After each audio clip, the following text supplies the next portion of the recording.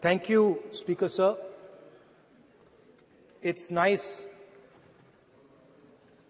to be speaking for the first time in the new House in your presence. I stand in support of the Women's Reservation Bill.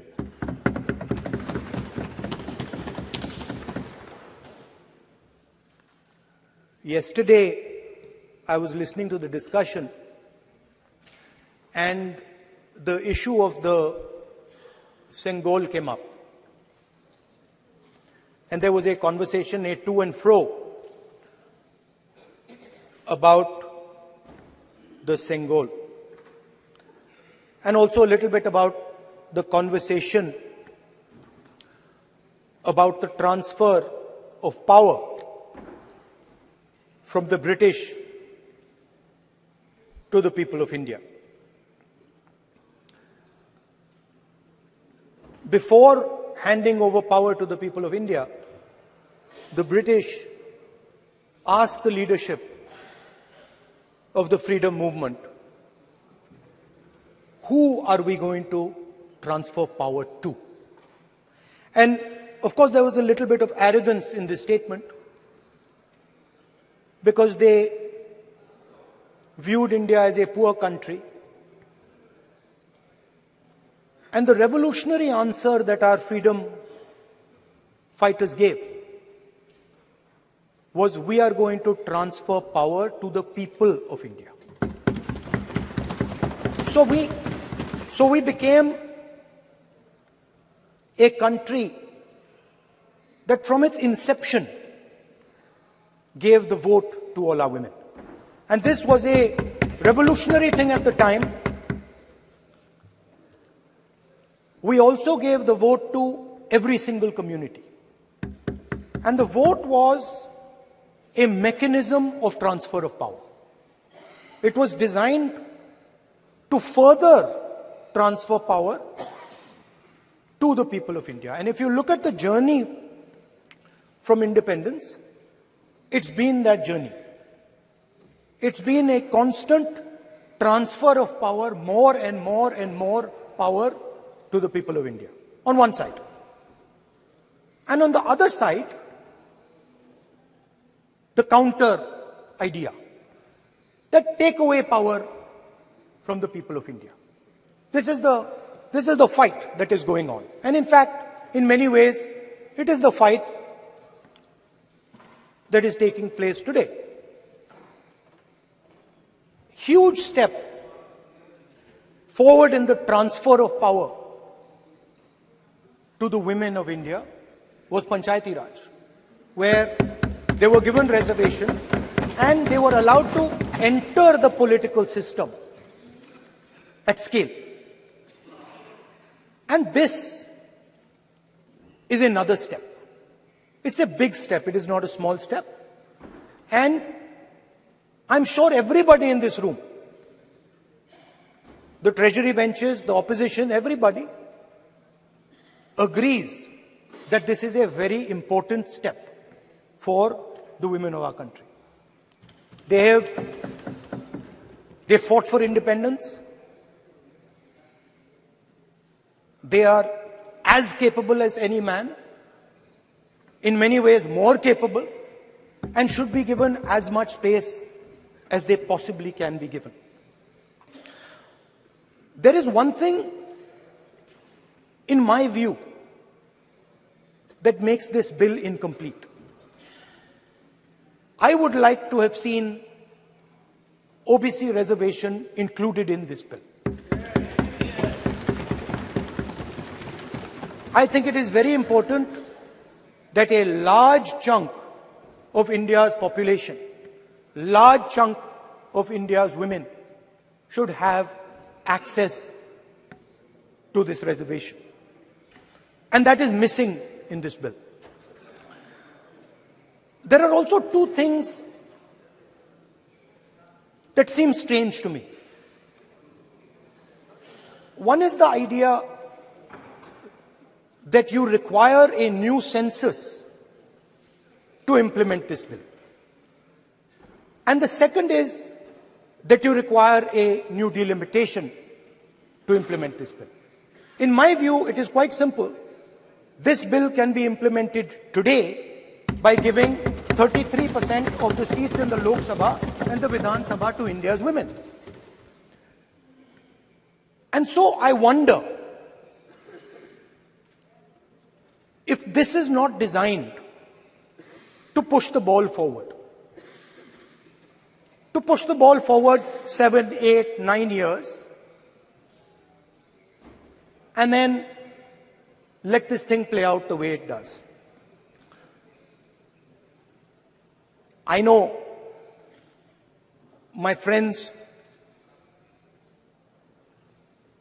tend to like to take the attention of people away from other issues.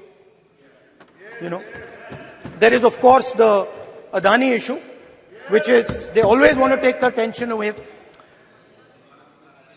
But there is another, I would like to say that. One of the things that, this is quite a nice building. Nice peacocks. Nice peacock feathers on the ground. Nice peacock feathers in the chair. It's a nice, tasteful building. But frankly, I would have liked to see the President of India in this process. The President of India is a woman.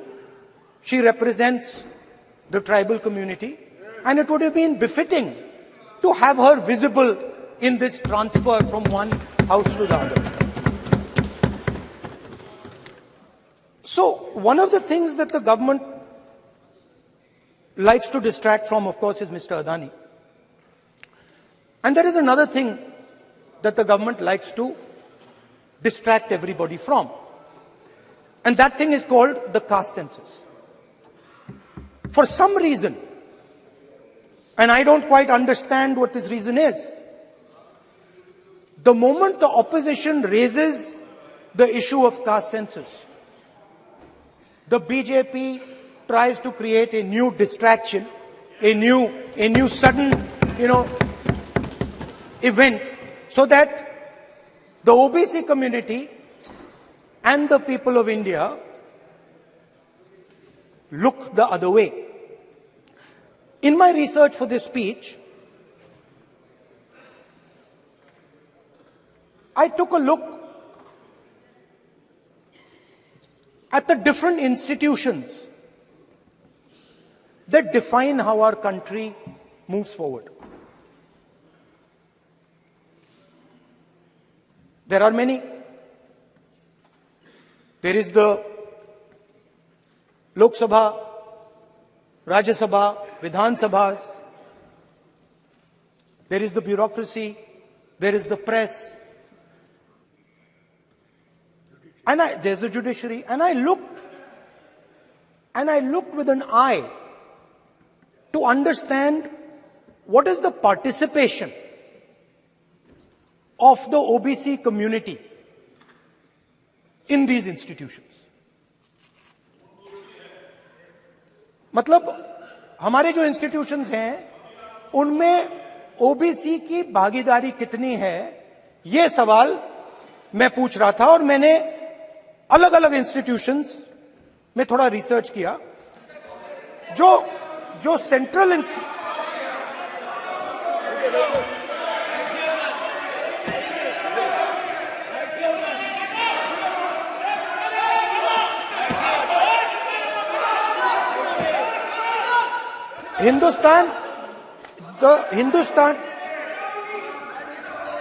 the central, don't worry, don't be scared, we are discussing, डरो मत, हम caste census की बात कर रहे हैं, डरो मत.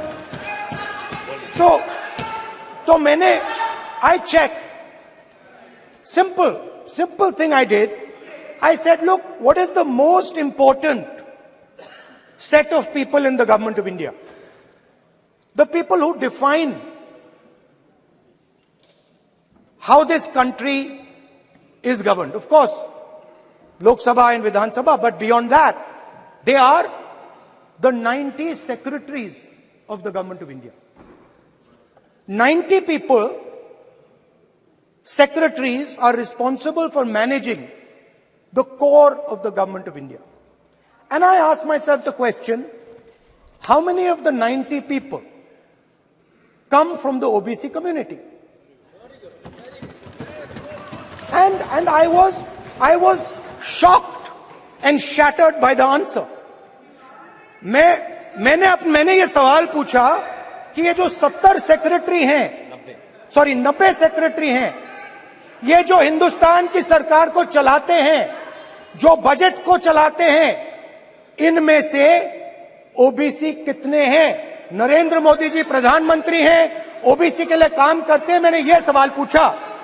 मैं आपको जवाब देना चाहता हूं, हिंदुस्तान के सेक्रेटरीज 90 में से सिर्फ 3 ओबीसी से हैं। और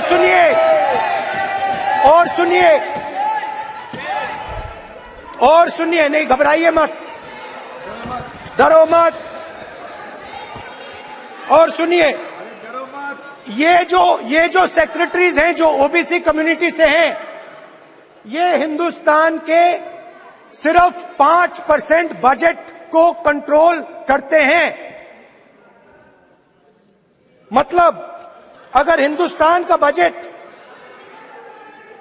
44 लाख करोड़ का है, तो ये 2.47 लाख करोड़ मतलब 5% कंट्रोल करते हैं। और सुनिए, मैं कर रहा हूं, मैं वहीं आ रहा हूं।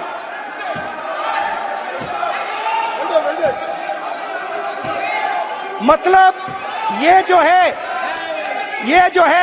आप ओबीसी की बात नहीं सुनना चाहते, ओबीसी की बात नहीं सुनना चाहते, ओबीसी की बात नहीं सुनना चाहते, ओबीसी की बात नहीं सुनना चाहते।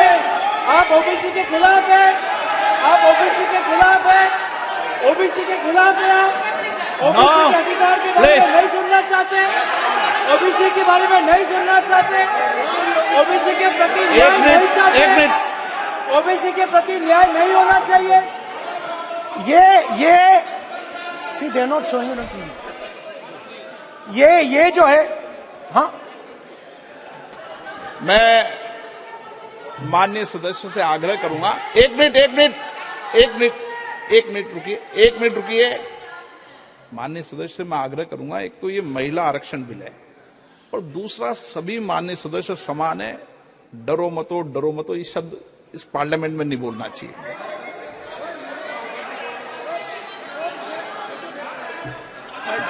सर, ये जो डिस्कशन है, sir, speaker sir, this discussion,